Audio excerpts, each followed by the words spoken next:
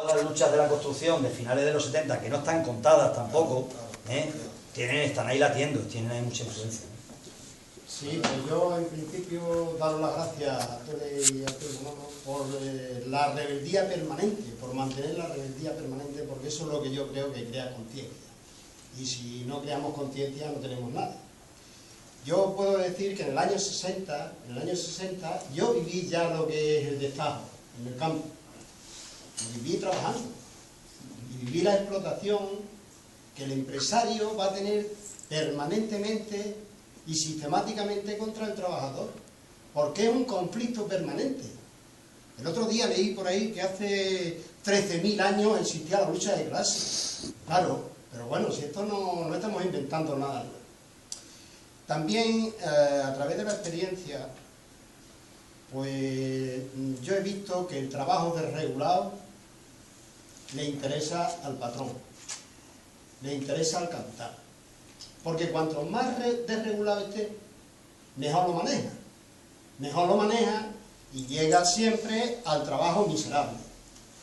Llegamos, y la conclusión, trabajo desregulado, trabajo miserable. Pero la regulación tampoco vale por sí sola, porque estáis hablando de la huelga de yeseros del año 88, 89, cuando ya teníamos un estatuto de los trabajadores aprobado en el 85, que regulaba perfectamente los derechos de los trabajadores. Vamos, no es que fuera para hacer una revolución con el estatuto de los trabajadores, pero ojalá y aquel estatuto estuviera en vigor en su totalidad hoy, porque es que todas las reformas laborales han venido a ir quitando cobertura al trabajador y dándole más auge al empresario, hasta esta última. Bien. Y luego, otra de las experiencias que yo he visto a lo largo de mi vida es que trabajos, o sea, las luchas que cuesta conseguir un derecho, lo estás contando tú y no lo has contado, pero es que lo hemos visto muchas veces. Conseguir el trabajador un derecho colectivo puede costar, y a muchos le ha costado la vida. Y a muchos le ha costado la vida. Sin embargo, basta un solo día para perder todo lo que has conseguido con una lucha tremenda para conseguirlo. Entonces, es verdad que estamos en unos tiempos difíciles, bastante difíciles, no para llegar a las conciencias de los que somos ya pensionistas. El peor de los males que le puede causar a la clase trabajadora es que nos cuesta llegar a las conciencias de 20 y tantos años, de 30 años, dependiendo todavía de sus padres. Nos cuesta llegar a esas conciencias.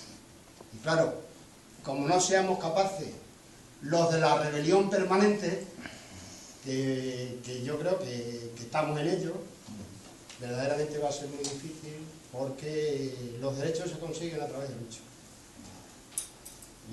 Y organización.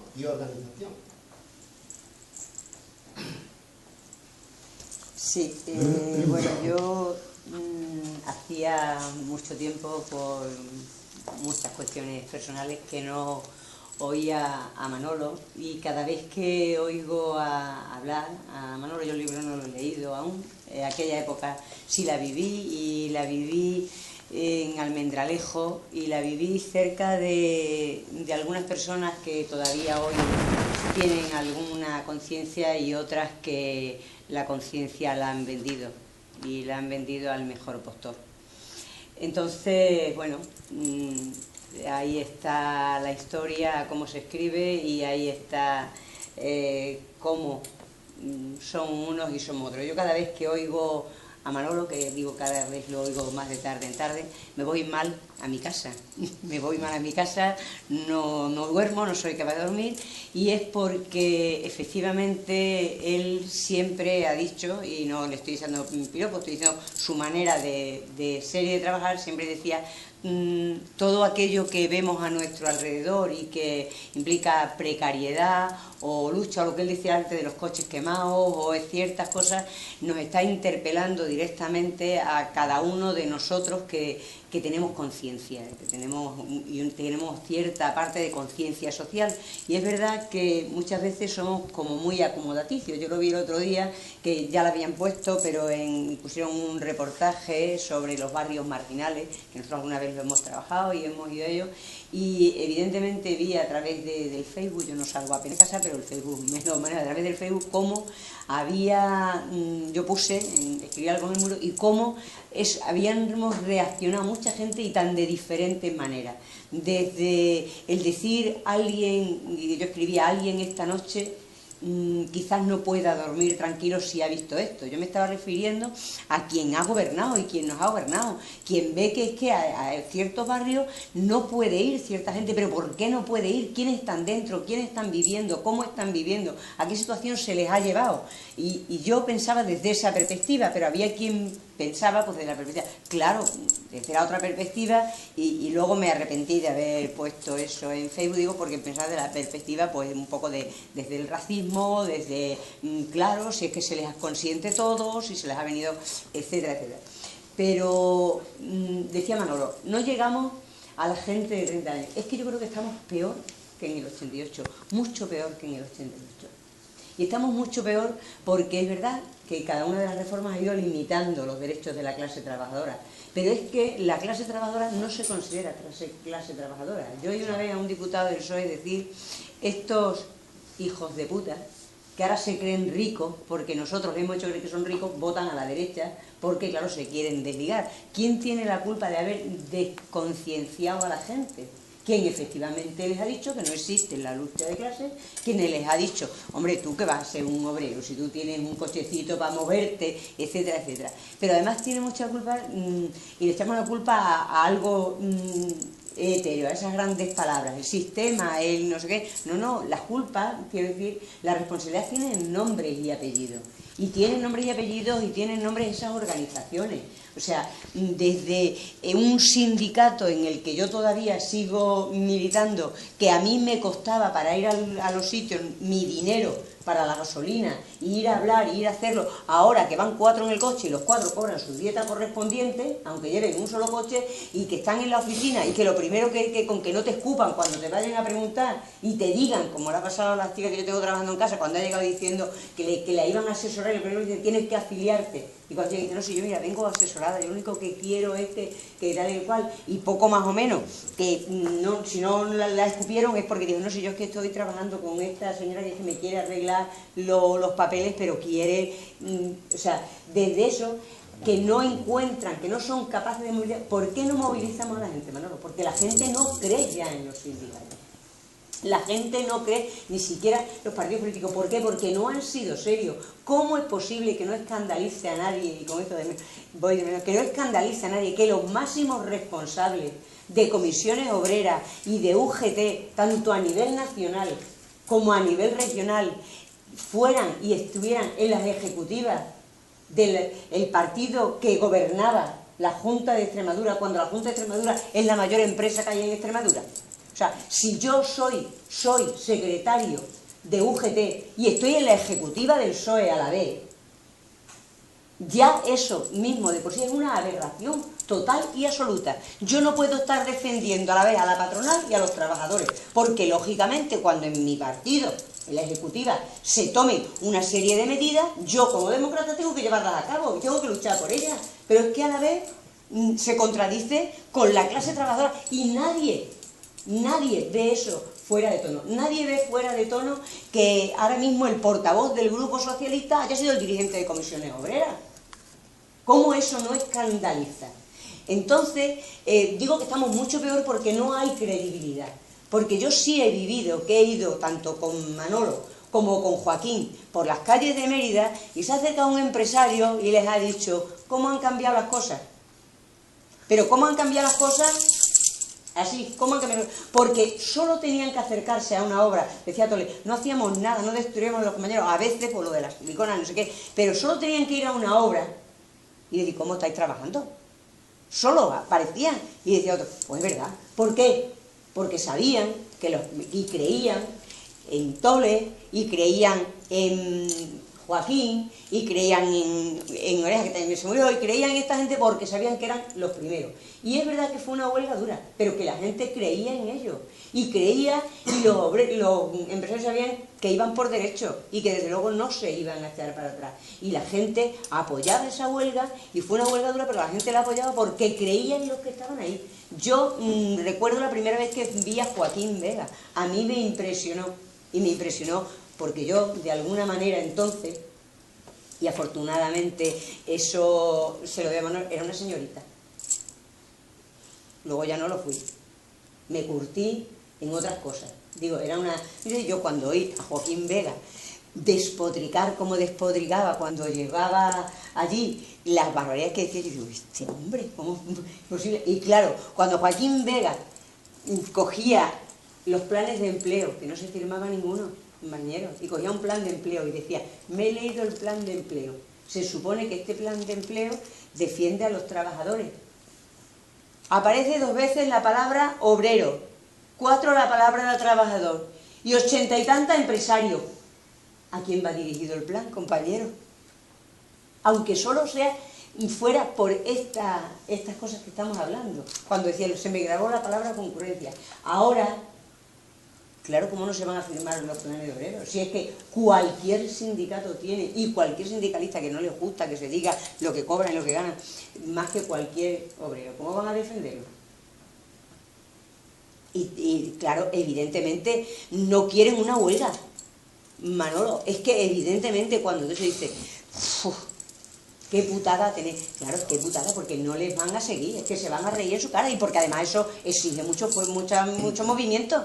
Exige empezar a hacer asamblea, exige empezar a ir a los curros que no van. Y exige una serie de cosas que cuando llega allí los del sindicato, pues le falta que la gente le tire piedras porque no se ven representados en ellos. Por eso digo que estamos muchísimo peor. Estamos muchísimo peor que antes, porque a la gente le cuesta moverse porque no cree en quién le mueve. Porque no cree en quién le mueve. Y yo creo que evidentemente nos va a costar mucho, y yo creo que se necesitan mucho Joaquín Vega, que no está, muchos Manolos Cañadas, muchos Toles, y mucha gente que venga a eso, a traernos de vez en cuando, removernos la conciencia y crearnos una mala conciencia y quitarnos el sueño. Manolo, de verdad esta noche no voy a dormir, pero gracias por no dormir.